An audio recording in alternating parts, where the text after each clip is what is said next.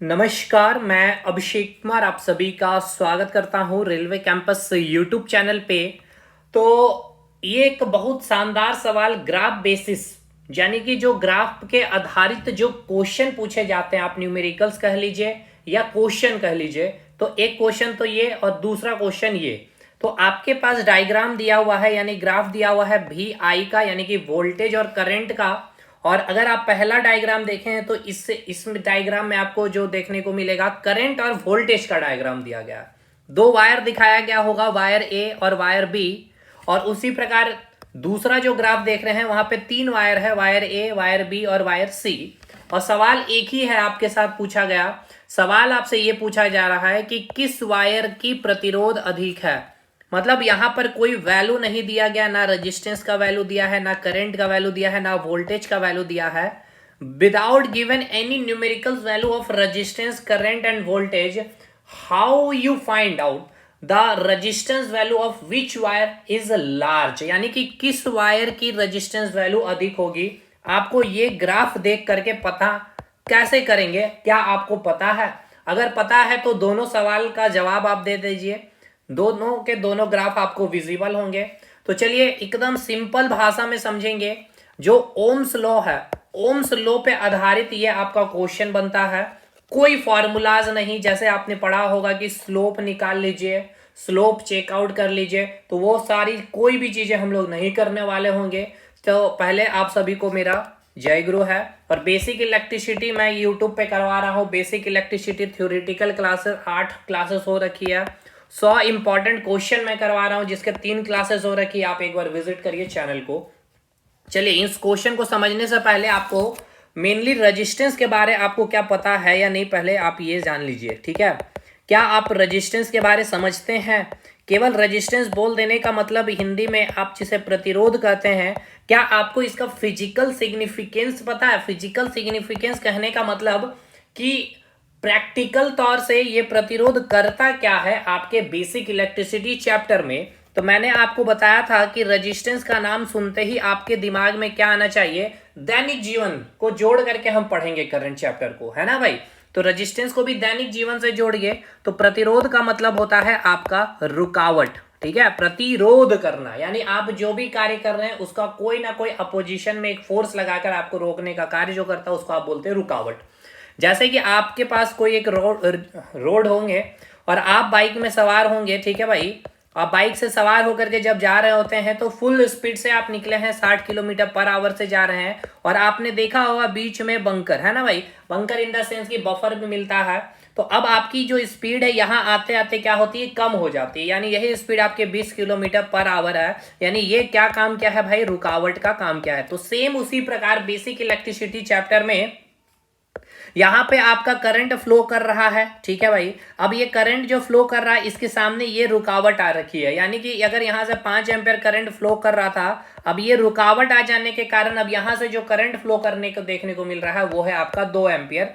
तो समझ में आया, यहाँ पे क्या है आपका एक रजिस्टेंस है। तो रजिस्टेंस का मतलब समझ में आया क्या होता है सर, रुकावट। चलिए ठीक है भाई। अब मैं एक सिनेरियो क्रिएट कर रहा हूं। ये आपके पास एक गली मैंने बनाया है, ये है आपका गली नंबर 1, ठीक है।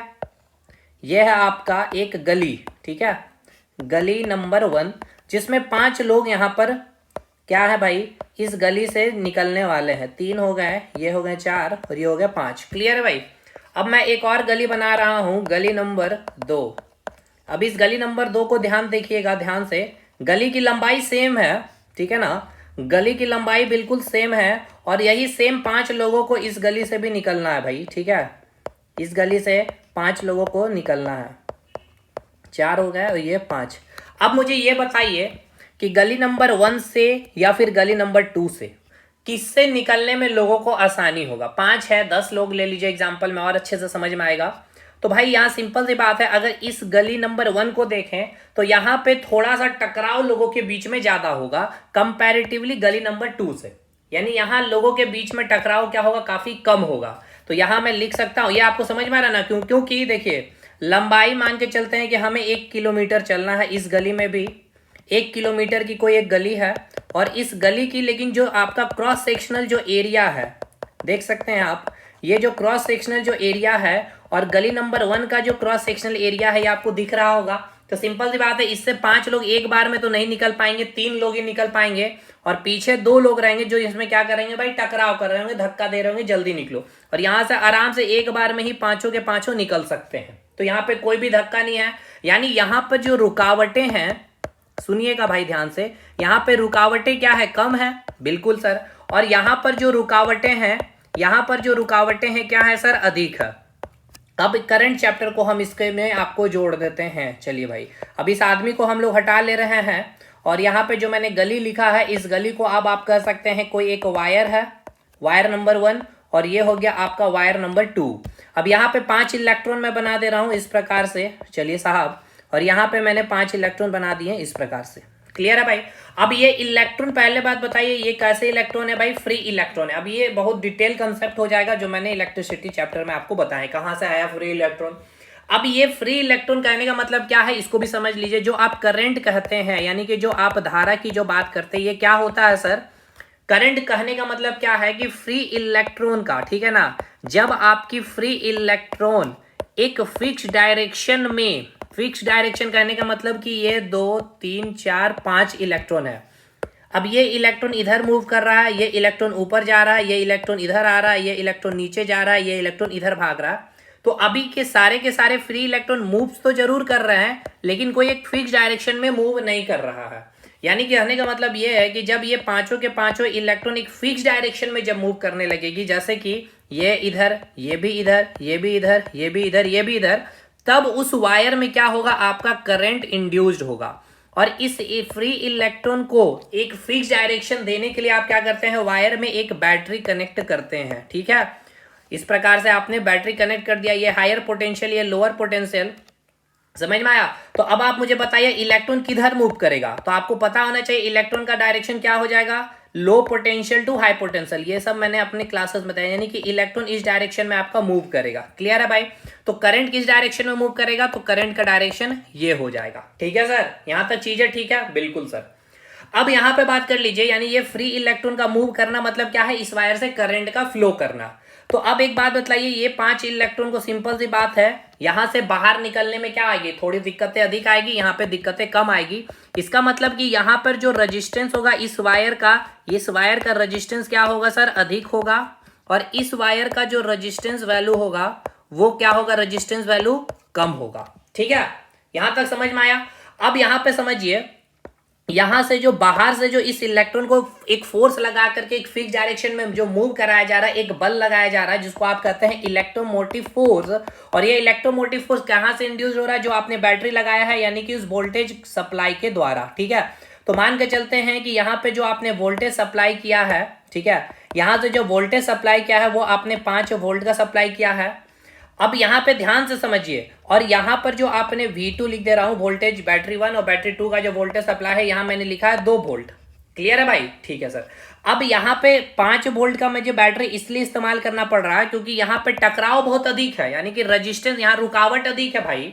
अब ऐसा समझिए ना कि यहां पर इस गली में जो है ना रुकावटें बहुत अधिक है, तो आपको अधिक फोर्स लगा करके यहां से चीजों को निकालना पड़ेगा। अगर यहाँ पे इस गली की मैं बात कर लूं तो ये काफी मोटी गली है, तो यहाँ पे आपको बहुत कम फोर्स लगाएंगे भी तो चीजें आराम से निकल जाएगी। या एक एग्जांपल ले लीजिए, बॉल ही यहाँ पे फंसा, तो इसको बॉल को यहाँ से निकालने में अधिक फोर्स लगाना होगा। तो अधिक फोर्स लगाना होगा इलेक्ट्रॉन को एक फिक्स डायरेक्शन मूव करने के लिए, इसलिए मैंने अधिक वोल्टेज सप्लाई किया है 5 वोल्ट की। ठीक है, और यहाँ मैंने आराम से, यहाँ पे रजिस्टेंस की वैल्यू कम है इसलिए आपने यहाँ पे वोल्टेज कम सप्लाई किया है। ये मैंने क्यों इतना समझाया, क्योंकि आपका, अगर आपने ओम्स लॉ को पढ़ा है भाई, ठीक है ना, आपने अगर ओम्स लॉ को पढ़ा है तो ओम्स लॉ आपका क्या कहता है, यही बात जो मैंने अभी आपको बतलाई, वही बात आपकी ओम्स लॉ कहती है। अब ओम्स लॉ क्या कहती है उसको समझिए। ओम्स साहब का क्या कहना था, ओम साहब का ये कहना था कि उनके नियम के अनुसार ये कहना था कि कोई भी चालक कहने का मतलब क्या समझ में आ रहा भाई, कोई भी कंडक्टर, या फिर बोल सकते हैं जिससे धारा प्रभावित हो सकती है, आप वायर भी बोल सकते हैं। ठीक है, तो किसी चालक के सिरे पर जो स्थापित विभवांतर है, यानी ये विभवांतर समझ में आ रहा है, 2 वोल्टेज, इस वायर में आपका जो स्थापित विभवांतर है, यानी जो वोल्टेज है, वो डायरेक्टली प्रोपोर्शनल क्या होता है, करंट की, बशर्ते क्या होना चाहिए, उसकी फिजिकल स्टेट वो कांस्टेंट होना चाहिए, यानी उसकी लेंथ, एरिया, टेम्परेचर और मटेरियल कांस्टेंट होना चाहिए। ठीक है, यही बात ओम साहब ने कहा था। अब इसको हम लोग बहुत डिटेल नहीं करेंगे, अब मेन इस मुद्दे पे आ जाते हैं। तो यहाँ पे अब आपको क्या समझ में आ गया, यहाँ पे आपको समझ में आ गया कि जितना ज्यादा आप वोल्टेज सप्लाई कर रहे हैं, इसका मतलब यह है कि वहां से करंट को फ्लो कराने में क्या हो रहा है भाई, दिक्कत हो रहा है, इसलिए आप वोल्टेज बढ़ाए जा रहे हैं। यानी वहां पे रुकावटें बहुत अधिक है, रेजिस्टेंस की वैल्यू बहुत अधिक है, सिंपल सी बात है। और अगर कहीं पे वोल्टेज की वैल्यू कम है तो वहां करंट आराम से निकल जा रही है, यानी कि वहां पे रेजिस्टेंस की वैल्यू क्या होगी, कम होगी। अब आइए इस सवाल में, यहां पे अब आपको कैसे बनाना है, वायर ए और वायर बी में आपको रेजिस्टेंस का वैल्यू अगर आपको पता करना है तो कुछ नहीं, ये मान के चलते हैं ये आपका 0 वोल्ट है, यहां पे मैं एक ले रहा हूं 10 वोल्ट। ठीक है, ये हो गया आपका 20 वोल्ट और ये हो गया आपका 30 वोल्ट। अब एक वोल्टेज मैंने फिक्स कर लिया है और इस पे मैं एक लाइन खींचूंगा इस प्रकार से, दोनों वायर को जो कट करती हुई आएगी, एक ये आपका वायर ए का ये वैल्यू हो गया और एक वायर ए का ये, वायर बी का ये वैल्यू आ गया। ये वर्टिकल लाइन क्या है, करंट का है, तो मैं मान के चल रहा हूं यहाँ पे आपका 1 एम्पियर करंट हो गया ये, और ये आपका 2 एम्पियर करंट है। अब मैंने क्या कहा भाई, कोई ना तो फॉर्मूला, ना कोई स्लोप, ना कोई ओम स्लो आपको लगवाना ही है। हमें क्या देखना है सर कि जो 10 वोल्टेज है, ठीक है ना, 10 वोल्ट पर, मैं वायर ए की बात आपसे कर रहा हूं। ठीक है, वायर ए की बात कर रहा हूं, यानी कि 10 वोल्टेज अगर आपने सप्लाई किया है तो कितना करंट जा रहा है, तो देखिए यहाँ पे कितना करंट मिल रहा है। देखिए 10 वोल्टेज आपने सप्लाई किया तो वायर ए से कितना करंट मिल रहा है भाई, 2 एम्पियर करंट मिल रहा है। ठीक है ना, कितना करंट मिल रहा है, 2 एम्पियर करंट मिल रहा है साहब, 2 एम्पियर करंट मिल रहा है। क्लियर है। अब आइए बात कर लीजिए, उसी 10 वोल्टेज पे आप वायर बी से अगर मैं आपसे पूछूं तो क्या बताएंगे सर, उसी 10 वोल्टेज में अगर मैं देखूं वायर बी से मुझे कितना करंट मिल रहा है सर, फ्लो होते हुए 1 एम्पियर करंट फ्लो होते हुए दिख रहा है, 1 एम्पियर करंट फ्लो होते हुए दिख रहा है। इसका मतलब क्या है, समझ में आ रहा है कि आपने 10 वोल्ट सप्लाई किया है, यानी इसको ऐसे समझिए कि यहां पे 10 लोग हैं।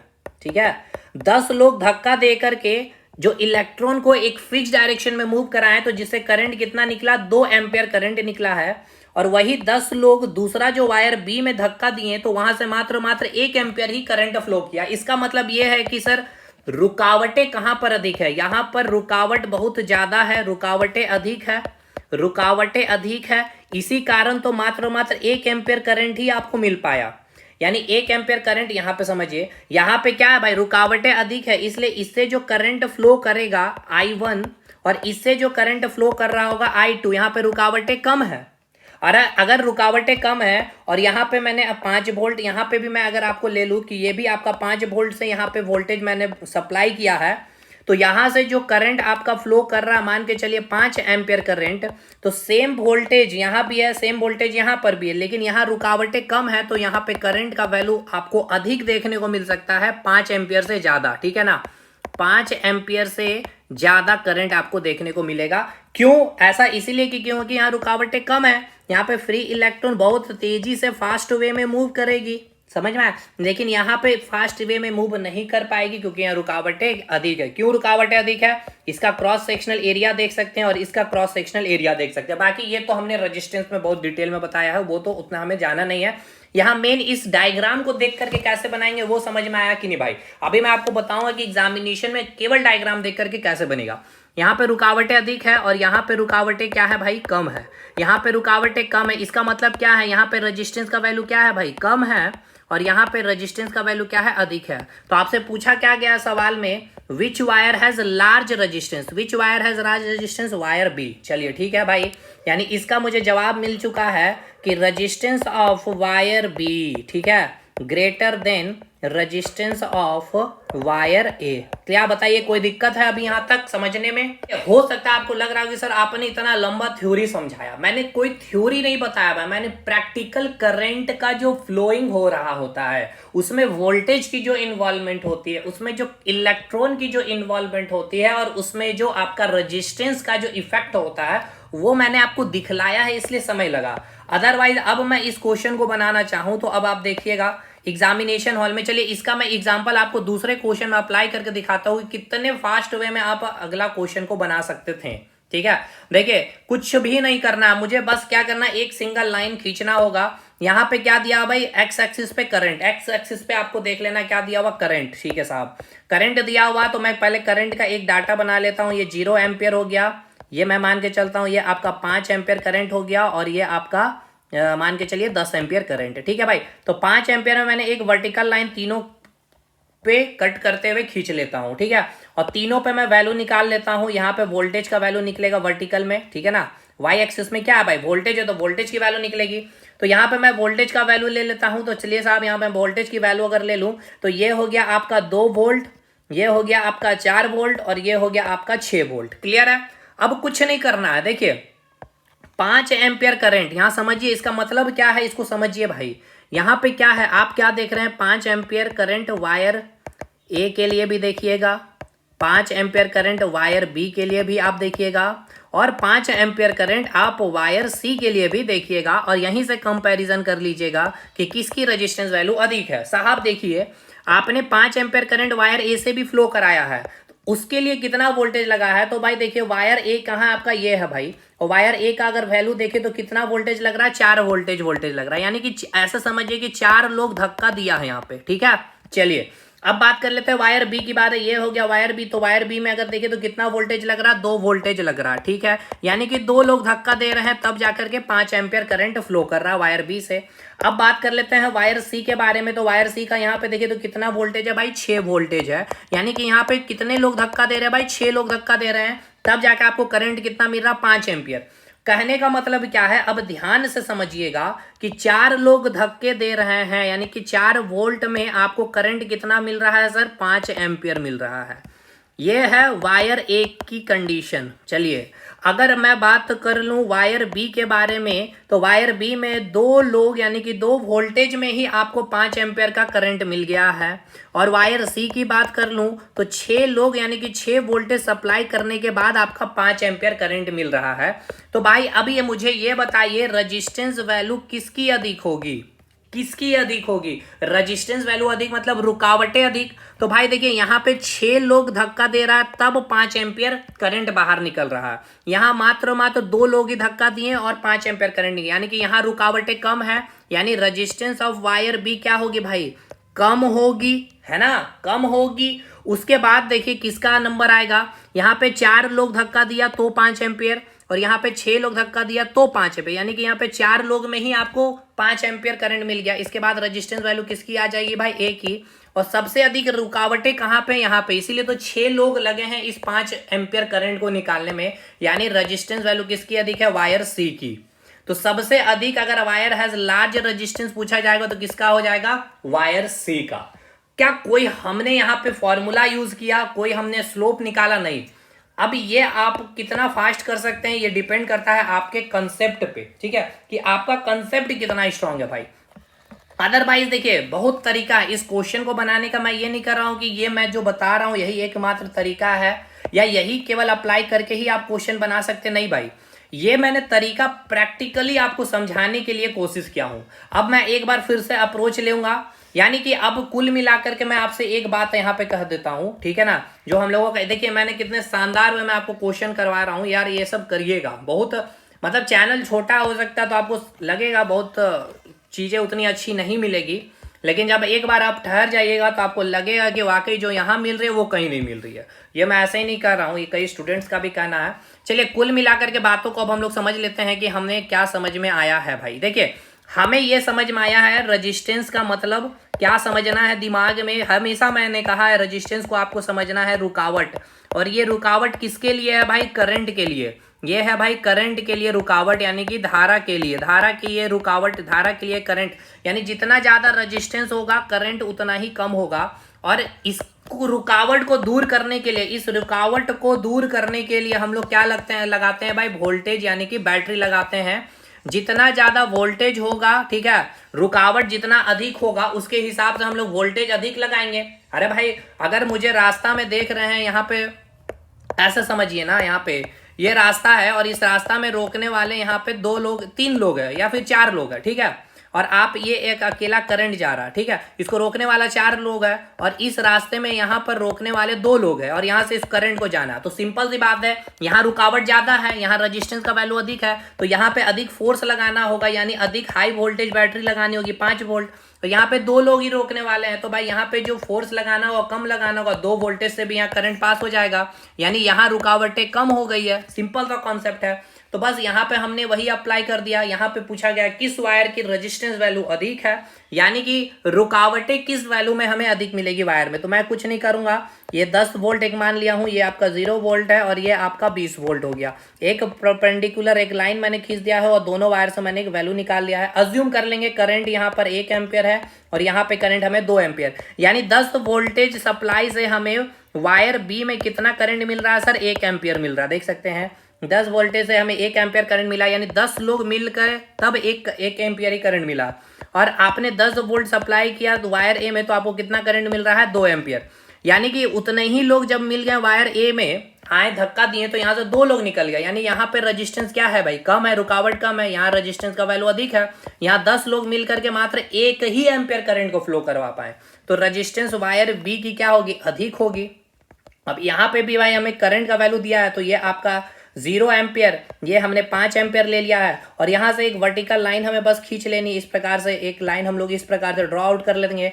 ये हो गया आपका 2 वोल्ट, ये हो गया 4 वोल्ट, ये हो गया 6 वोल्ट। तो भाई ये 5 एम्पियर में हम लोग देख रहे हैं, 5 एम्पियर में जो वायर बी है इसमें कितना वोल्टेज सप्लाई करना पड़ रहा है, 5 एम्पियर के लिए 2 वोल्ट है, यानी 2 लोग मिलकर 5 एम्पियर 5 करंट को फ्लो करवा दे रहे हैं। अब उसी 5 एम्पियर करंट के लिए हमने वायर ए में क्या देखा है भाई, कितने वोल्टेज चाहिए, 4 वोल्टेज चाहिए, और उसी 5 एम्पियर के लिए वायर सी में हमने क्या देखा, 6 वोल्टेज चाहिए, यानी कि 6 लोग मिलके के 5 एम्पियर करंट को फ्लो करा रहे हैं, यानी इसमें ज्यादा रुकावटें हैं, यानी रेजिस्टेंस ऑफ वायर सी की अधिक है भाई। यहाँ पे 4 लोग मिलके 5 एम्पियर के, यानी कि उसके बाद ए का नंबर आएगा रेजिस्टेंस ऑफ वायर ऑफ ए, और उसके बाद सबसे कम रेजिस्टेंस कहाँ है, यहाँ पे है, क्योंकि यहाँ 2 लोग मिलकर के 5 करंट को फ्लो करवा दे रहे हैं, यानी रेजिस्टेंस ऑफ वायर बी। समझ में आया।